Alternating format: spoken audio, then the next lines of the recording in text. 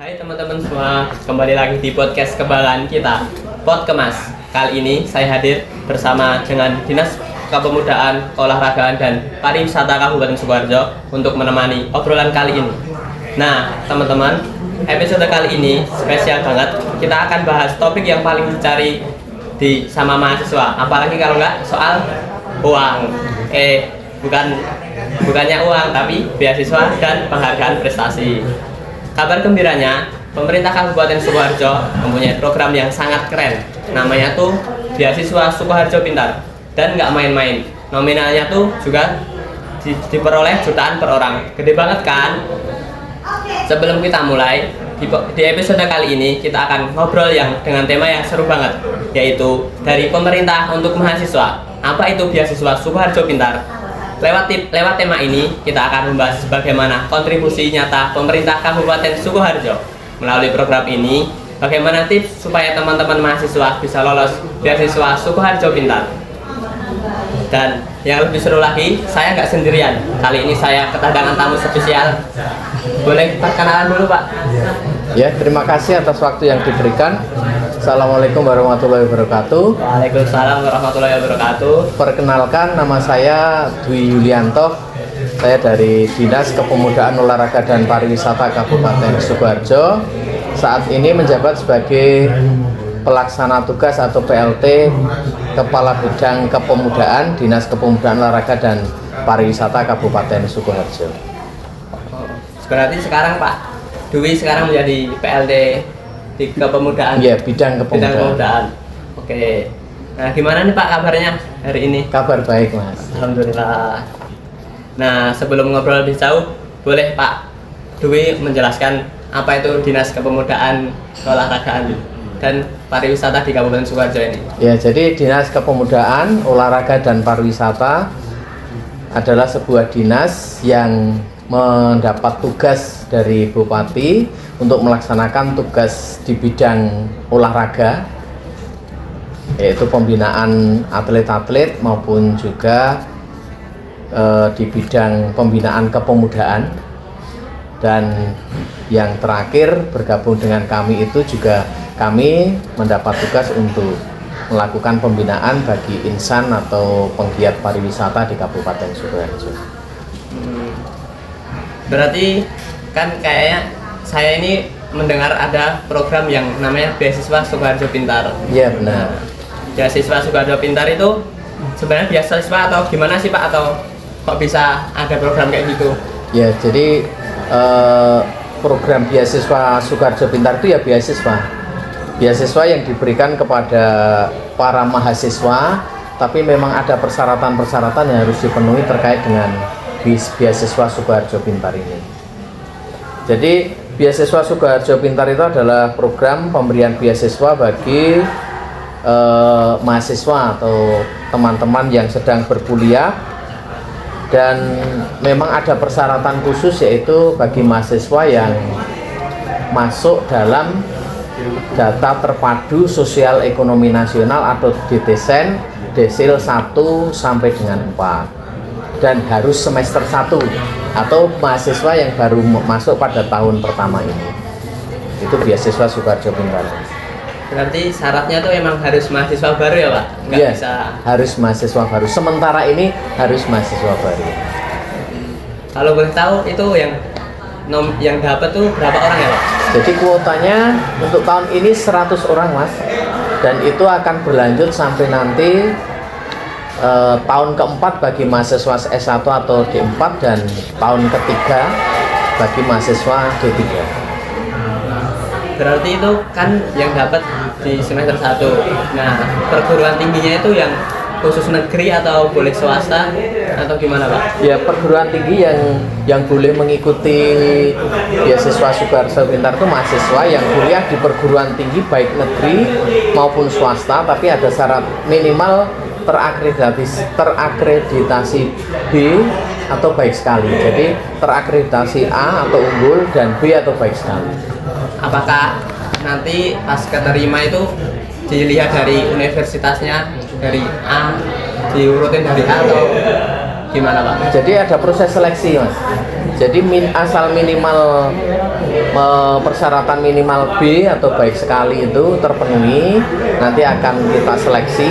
Ada beberapa tahap seleksi yang harus dilalui oleh mahasiswa. Nah, nanti kalau hasil seleksi itu memungkinkan, baik terakreditasi A unggul atau B atau baik sekali, itu ya tetap kami masukkan pada daftar penerima beasiswa.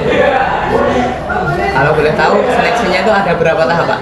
Jadi untuk seleksi beasiswa Sukoharjo Pintar itu ada 3 tahap, yaitu yang pertama seleksi administrasi. Ya, seleksi administrasi ini bobot penilaian administrasi itu 60%.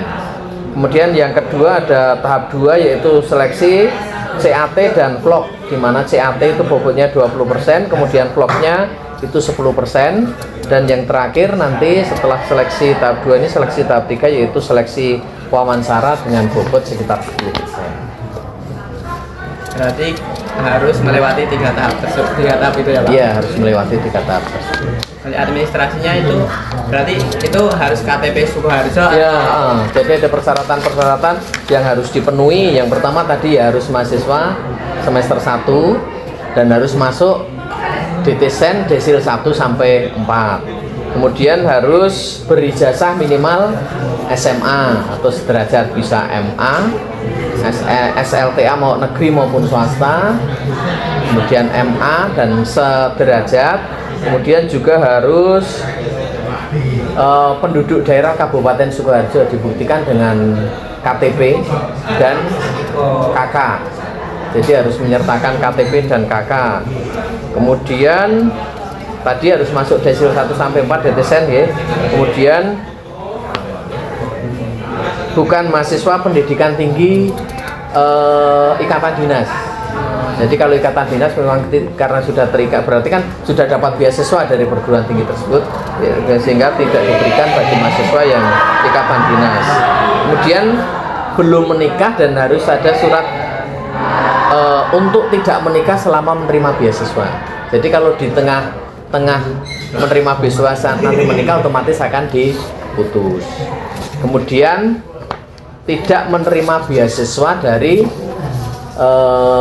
misalnya dari sekarang yang Kartu Indonesia Pintar, jadi sama-sama dari instansi pemerintah, itu otomatis tidak akan lolos seleksi kalau menerima beasiswa dari pemerintah, baik pemerintah pusat maupun pemerintah daerah yang lain. Kan tadi kan disebutkan wajib KTP Sukoharjo. Semisal saya ini baru pindahan dari kabupaten lain, baru saja masuk, belum sampai setahun dan baru beberapa bulan, itu bisa menerima nggak, Pak? Kemarin diputuskan di Perbuknya 3 tahun. Oh, 3 tahun. Minimal 3 tahun setelah menjadi penduduk Kabupaten Sukoharjo. Berarti kalau kita pindahan belum bisa ya, Pak? Iya, belum bisa. Oke. Nah, kan tadi udah disebutkan syarat-syarat administrasinya. Kan administrasinya juga udah filter banget ya, Pak, udah disaring sana dalam. Nah, terus bobotnya di administrasi juga tinggi ya, Pak, 60%. Iya, 60%. Nah, itu ada prioritas jurusan nggak, Pak? Terkait dengan prioritas jurusan, memang kalau seleksinya itu kita sampai pada tahap-tahap itu memang ada prioritas. Jadi memang ada beberapa prioritas, ada 4 prioritas. Tapi yang jelas yang diutamakan, yang pertama itu prioritas pertama itu poinnya 15, itu untuk ilmu terapan seperti kesehatan, ilmu teknik seperti arsitek dan lain sebagainya. Kemudian prioritas kedua itu poinnya 12, itu untuk rumpun ilmu terapan keilmuan multi, inter ataupun transdisiplin. Kemudian ada juga prioritas ketiga poinnya 9, itu rumpun ilmu terapan pendidikan seperti di ITIP kalau dulu ya, sekarang FKIP kalau sekarang ya. Kemudian ada prioritas 4, itu rumpun pariwisata. Kemudian yaitu ada 4 prioritas itu tadi. Berarti kalau kita jurusannya kayak ilmu kesehatan kayak kedokteran, kedokteran teknik farmasi, seperti itu, farmasi itu lebih besar ya Pak? lebih besar Mendapatkan kemungkinan beasiswanya. kalau tingkat persaingannya tinggi. Tinggi. Paham. Nah selanjutnya itu kebanyakan yang kemarin udah ada seleksinya Sudah ada Pak. seleksi Mas G. Nah kebanyakan mahasiswa yang daftar tuh kesalahannya di administrasi tuh kayak gimana Pak? Apakah ada atau belum ada? Jadi kebetulan memang kemarin itu dari kuota 100 pendaftar itu terserap 38 itu setelah melalui 3 tahap seleksi tadi. Seleksi awal itu sekitar 390-an, kemudian terseleksi tahap 2 itu tinggal administrasi tinggal 70-an. Dan kesalahan utamanya itu justru karena mereka adalah penerima beasiswa dari instansi pemerintah lain, terutama KIP. Terutama itu. Jadi kita belum sampai seleksi tahap itu sudah banyak yang gugur karena menerima beasiswa dari instansi atau penyedia beasiswa yang lain. Nah strateginya dari dinas ini gimana Pak untuk menyampaikan beasiswa ini ke masyarakat? Oh, jadi terkait dengan strategi sudah ada beberapa hal yang kami lakukan. Kami telah mengundang baik perguruan tinggi negeri maupun swasta yang ada di Kabupaten Sukoharjo maupun di sekitar Kabupaten Sukoharjo untuk melakukan sosialisasi secara offline kemarin di lantai 10 Gedung Menara Wijaya ini. Kemudian kami juga mendatangi perguruan tinggi di sekeliling Kabupaten Sukoharjo ini. Kami sudah ke Univer, ke UMS, ke UIN Surakarta yang ada di Kartosuro itu, dan mungkin belum sampai UNS ya, belum sampai UNS, tapi mungkin untuk yang tahap berikutnya kami akan sampai sana. Mungkin pas pelaksanaan pembekalan siswa awal itu kemarin kebetulan di Univet itu ada kegiatan itu, kami bisa melakukan di sana. Nah kami juga selain itu ada Instagram baik di dinas maupun Instagram Sukoharjo Pintar itu ada, dan kami juga minta bantuan ke info cegatan Sukoharjo dan Solo untuk mensosialisasikan info terkait dengan Sukoharjo Pintar. Kembali ke seleksinya lagi ya Pak. Nah untuk seleksinya kan tahap 1 tuh kebanyakan pada udah menerima beasiswa yang lain, jadi banyak yang gugur di tahap administrasi. Tahap administrasi ya. Nah terus untuk tahap 2 yaitu ada komputer asisten tes ya Pak, atau CAT itu sama vlog. Nah kan itu bebannya juga besar ya Pak, 20%. Iya. Nah itu tugasnya tuh gimana Pak? Bisa dijelaskan? Ya kami menggunakan aplikasi, kemudian mereka tes secara online. Nah dan nanti dari hasil tes itu akan tersaring berdasarkan kemampuan masing-masing mahasiswa. Jadi kalau nilainya bagus ya berarti itu akan posisinya akan di atas teman-teman yang lain. Kalau boleh tahu di tes CAT-nya itu tesnya tuh mencakup apa ya Pak? Materinya yang pengetahuan umum dan terutama pengetahuan tentang Kabupaten Sukoharjo. Berarti ini kita kayak menyaring mahasiswa-mahasiswa yang paham betul kayak Kabupaten Sukoharjo. Iya, seperti apa ini? paham Kabupaten Sukoharjo secara umum. Kemudian vlognya juga terkait dengan potensi Kabupaten Sukoharjo, bisa wisata, mungkin UMKM ataupun juga daerah di Kabupaten Sukoharjo. Nah di vlognya tersebut berarti kan membahas di kayak potensi di Kabupaten Sukoharjo ya. Betul. Nah, kebanyakan itu mahasiswa itu banyak yang gugur ya di seleksi tahap kedua ya? Kalau kebetulan seleksi kemarin tidak banyak yang gugur pada tahap kedua karena dari kuota kan kita kekurangan kuota terkait dengan kuota maksimal yang 100 tadi, sehingga untuk tes CAT dan vlog kemarin tidak banyak yang gugur, tapi ada juga yang gugur. Terus masuk ke tahap 3. Tahap 3 ini kan ada wawancara ya Pak? Iya betul. Nah wawancaranya itu online atau offline? Online Mas. Online. Jadi kami dari tim kami baik dari bidang kepemudaan di Sporapar maupun kebetulan kami dibantu Ikatan Mahasiswa Penerima Beasiswa Wonogiri, IMAPRES. Oh, IMAPRES Wonogiri. Jadi kami banyak berguru dari IMAPRES Wonogiri. Kami berkumpul di sini, kemudian kita dengan Zoom meeting ke masing-masing calon penerima beasiswa itu kami mengadakan wawancara secara online. Berarti yang wawancara itu dari pihak Disporapor atau? Ya, dari Disporapor dan teman-teman dari Imapres Wonogiri. Berarti ini kayak kerjasama antar pemerintah. Iya, juga ya, Pak? kerjasama antar pemerintah, replikasi program istilahnya.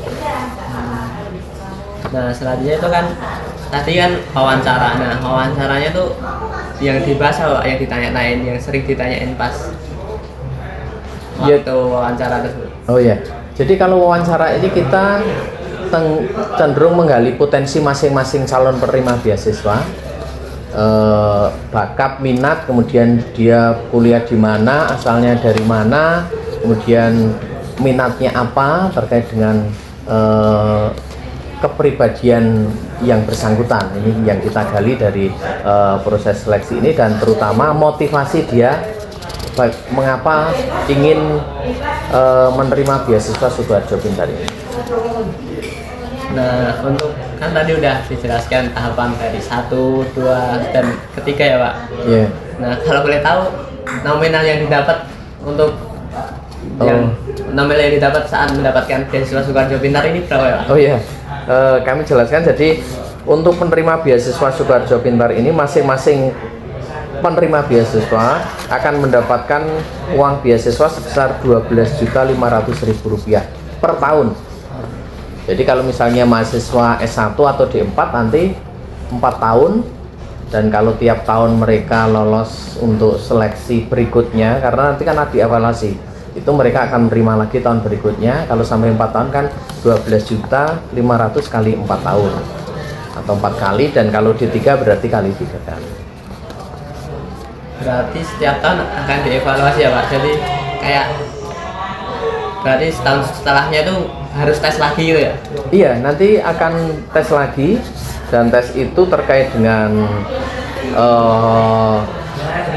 hasil belajar dia selama 2 semester, ditunjukkan dengan hasil indeks prestasi kumulatif IPK minimal harus 3,00, dan nanti akan ada tugas membuat vlog atau video terkait dengan potensi, kembali tentang potensi Kabupaten Sukoharjo. Dan tidak boleh, tadi syarat tadi tetap berlaku, tidak boleh menerima beasiswa dari instansi atau penyedia beasiswa pemerintah yang lain, maupun tidak boleh menikah. Jadi itu yang akan jadi bahan evaluasi tiap tahun. Nah setelah kita mendapatkan beasiswa tersebut, apakah ada kayak himpunan gitu Pak? Iya betul. Jadi kami ada himpunan. Kalau tadi saya menjelaskan Imapres, Ikatan Mahasiswa Berprestasi Wonogiri, kami juga mengadopsi apa yang dilakukan. Jadi kami sudah membentuk, kalau di Sukoharjo itu istilahnya Himpunan Mahasiswa Sukoharjo Pintar, disingkat Himaspin. Himaspin. Ya, Himaspin. Nah program dari Himaspin tuh sudah ada programnya belum Pak? Atau baru aja mulai? Baru aja dibentuk. Dibentuk baru tanggal hari Sabtu, berarti tanggal 13 Desember kemarin baru dibentuk. Jadi ini mereka mungkin baru berkoordinasi untuk membuat program-program kedepannya, dan hari ini nanti mungkin jam 1 ada rencana untuk bertemu dengan kami terkait dengan program kerja mereka. Wah, berarti kita dapat beasiswa juga ada dapat teman-teman baru yang bisa mengembangkan potensi diri kita ya Pak? Iya betul. Iya betul. Nah untuk Himaspin itu ada kayak media sosialnya belum Pak? Atau masih saat ini baru? belum ada. Atau mungkin nanti coba kami tanyakan terkait dengan apakah mereka juga sudah bermedia sosial. Yang jelas kami tekankan kemarin untuk membuat grup WA, kemudian bagaimana mereka mengembangkan diri, membentuk program kerja, sehingga mereka akan terprogram setahun ke depan apa yang harus dilakukan oleh himpunan mahasiswa Sukoharjo Pintar. Nah kan setelah tadi mendapatkan beasiswa, nah kita tuh ada yang penerima beasiswa itu ada laporan pertanggungjawaban nggak sih Pak untuk uangnya itu buat apa gitu? Ada. Jadi untuk laporan pertanggungjawaban itu setelah menerima harus dibuat laporan pertanggungjawaban yang harus diserahkan di tahun ini juga. Karena kan kalau pemerintah itu kan disiplin anggarannya kan harus selesai tahun berjalan tahun ini juga. Nah, kegunaannya untuk apa? Misalnya untuk bayar SPP, kemudian untuk bayar kos dan lain sebagainya, beli buku dan lain sebagainya, atau beli alat-alat laptop ataupun juga komputer dan lain sebagainya, itu dipersilahkan sesuai dengan kebutuhan mahasiswa, tapi tidak boleh bisa digunakan untuk uang saku. Oh, berarti kayak kita buat kebutuhan mahasiswa ya, kebutuhan kayak laptop Iya, itu betul. Boleh. Nah kan udah dijelaskan tadi, habis mendapatkan beasiswa kita harus membuat laporan pertanggungjawaban. Jadi teman-teman kalau semisal mendapatkan beasiswa Sukoharjo Pintar ini jangan lupa laporan pertanggungjawabnya. Iya, betul. Jangan sampai cuma dapat uangnya toh tapi nggak ada laporannya. Laporan pertanggungjawaban. Betul. Itu salah besar itu. Terus, nah kan untuk tahun ini kan sudah berjalan ya Pak. Nah rencana untuk tahun depan itu dibukanya bulan apa lagi Pak? Biar teman-teman tuh ada persiapan untuk mendaftar beasiswa Sukoharjo Pintar ini. Oke, jadi memang ada beberapa yang perlu dievaluasi terkait dengan kemarin dari kuota 100 kita cuma dapat 38. Mungkin nanti kami akan awal tahun kami akan mencoba berkoordinasi dulu, termasuk juga mungkin ada perubahan terkait dengan aturan yang mendasari kita memberikan beasiswa, yaitu peraturan bupati atau perbub. Mungkin akan ada evaluasi, jadi kita evaluasi dulu mungkin perbubnya nanti. Nah mungkin kalau lancar kami rencanakan mungkin nanti sekitar bulan Mei begitu kami sudah bisa memulai untuk melakukan sosialisasi ke lulusan-lulusan SMA, SMK, MA dan lain sebagainya di Kabupaten Sidoarjo. Tapi kan tadi sudah dijelaskan kebanyakan yang gugur itu menerima KIP ya. Yeah. Nanti kan syaratnya juga ada di DTSN 1 sampai Ya, sampai 4. Nah kan kebanyakan yang dari DTSN 1 sampai 4 itu kan daftar KIP ya Pak. Apakah kemungkinan tahun depan juga akan dari beasiswa Sukoharjo Pintar tidak ada batasan DTSN? Nanti akan kita evaluasi dulu terkait dengan itu. Kemarin sudah ada himbauan dari Ibu Bupati untuk memperlebar DTC-nya sampai desi 5. Tapi kan itu nanti tergantung pembahasan juga terkait dengan perbubnya, apakah diperluas itu, termasuk apakah semester nanti juga akan berubah. Nah itu nanti kita baru bisa memberikan kepastian kalau perbubnya sudah dirubah. Jadi teman-teman nggak usah khawatir, nanti tahun depan pemerintah Kabupaten Sukoharjo akan lebih mengevaluasi terkait program ini. Iya betul.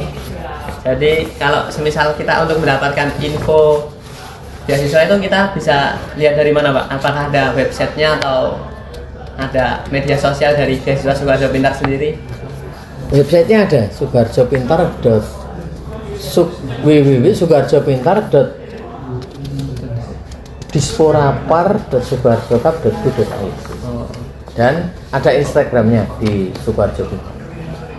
Oke, berarti teman-teman kalau semisal ingin mendapatkan beasiswa Sukoharjo Pintar, jangan lupa pantengin terus IG-nya Sukoharjo Pintar ya, di Instagram. Iya, betul.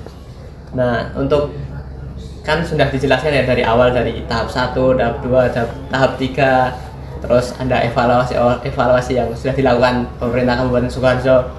Nah, untuk kedepannya harapan apa sih dari Dinas Kepemudaan Olahraga dan Pariwisata Kabupaten Sukoharjo karena udah mengasih beasiswa Sukoharjo Pintar ini? Untuk harapannya untuk yang mendapatkan itu harapannya apa ya Pak? Yang jelas tujuan kami adalah membantu masyarakat. Jadi dengan program Sukoharjo Pintar nanti banyak generasi muda lulusan SMA, SMK, MA sederajat itu bisa berkuliah, bisa mengenyam pendidikan tinggi sesuai dengan bakat dan minat mereka, sehingga otomatis nanti kedepannya kami mengharapkan sekali ada perubahan kualitas hidup di kalangan generasi muda di Kabupaten Sidoarjo menjadi lebih berkualitas, lebih cerdas dan memiliki masa depan yang lebih cerah. Jadi dari Disporapar Kabupaten Sidoarjo itu memiliki tugas yang mulia sekali ya Pak, bisa mengasih kalau beasiswa untuk bisa meningkatkan taraf hidup di masyarakat sendiri ya Pak. Iya, iya. Nah, untuk yang terakhir nih Pak, sebelum kita tutup di podcast kali ini, closing statement dari Pak Dwi untuk semuanya, untuk pemuda-pemuda di Kabupaten Sukoharjo. Harap gimana Pak? Apakah ada closing statement kayak? Iya, terima kasih. Jadi, mari para pemuda di Kabupaten Sukoharjo pergunakan kesempatan waktu yang ada untuk terus berupaya maksimal mungkin memperbaiki diri maupun juga meningkatkan kualitas individu. Kami dari pemerintah semaksimal mungkin akan memberikan bantuan, dan salah satu yang kami lakukan adalah memberikan bantuan beasiswa bagi mahasiswa, yaitu beasiswa Sukoharjo Pintar. Pergunakan masa muda panjenengan semua untuk menjadi pemuda harapan bangsa, harapan Kabupaten Sukoharjo yang semakin baik dan berkualitas. Oke, dengerin tuh teman-teman, gunakan waktu muda untuk kebaikan terus dan bisa bermanfaat bagi orang lain. Nah, terima kasih ya Pak kepada Pak Dwi karena udah menyempatkan waktunya sama-sama, untuk Mas. berbagi info yang daging banget isinya, kayak tentang beasiswa Sukoharjo Pintar ini. Nah, semoga apa yang dibilang Pak Dwi itu bisa bermanfaat bagi teman-teman dan pejuang beasiswa di Sukoharjo. Amin. Terima kasih juga kepada Ikemas, kami dari mewakili Disporapar. Terima kasih juga atas kehadirannya maupun juga podcast pada kesempatan ini. Semoga ini berguna, bermanfaat bagi rekan-rekan dan terutama bagi pemuda di Kabupaten Sukoharjo. Nah, sebelum kita tutup, boleh nanti teman-teman lihat IG-nya Disporapar Sukoharjo dan Sukoharjo Pintar. Nah, teman-teman nanti pantengin terus IG-nya, dan jangan lupa juga pantengin IG-nya Kemas UNS, terus YouTube Kemas UNS dan TikTok Kemas UNS. Nah, itu dia obrolan kali ini. Ingat pesan yang disampaikan Pak Dwi Yulianto tadi. Persiapkan berkas dari sekarang dan kesempatan nggak akan datang dua kali ya Pak. Iya, betul. Nah, untuk podcast kali ini pamit undur diri. Assalamualaikum warahmatullahi wabarakatuh. Waalaikumsalam warahmatullahi wabarakatuh.